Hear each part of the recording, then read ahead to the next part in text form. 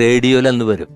എന്തെന്ന്, ഞാൻ കണ്ടുപിടിച്ച മുത്തുക്കൾ എന്നൊക്കെ പറഞ്ഞിട്ട് എന്തൊക്കെയോ ഭരതേട്ടൻ്റെ ഇന്റർവ്യൂവിൽ ഭരതേട്ടൻ ഇങ്ങനെ പരാമർശിച്ചിട്ടുണ്ട്. അപ്പം അത് ഭരതേട്ടൻ മനസ്സിൽ കെടുക്കുന്നുണ്ട്.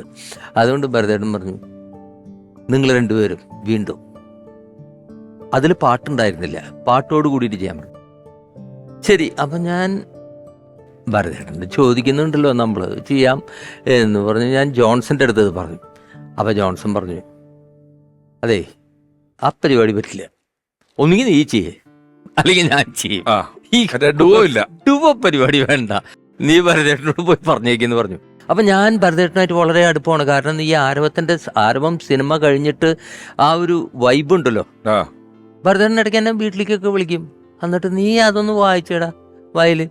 ഞാൻ വെറുതെ വീട്ടിലിരുന്ന് വയലിൻ വായിച്ചുകൊണ്ടിരിക്കും, ഭരതേട്ടൻ എന്തെങ്കിലുമൊക്കെ വരച്ചുകൊണ്ടിരിക്കും, അല്ലെങ്കിൽ എന്തെങ്കിലും സ്കൾപ്ചേഴ്സ് ഉണ്ടാക്കിക്കൊണ്ടിരിക്കും. ഭരതേട്ടൻ്റെ ചിന്തയിലാണ്, അതിനകമ്പടിയായിട്ട് ഞാൻ വയലിൻ വായിച്ചുകൊണ്ടിരിക്കും. അങ്ങനെയാണ്.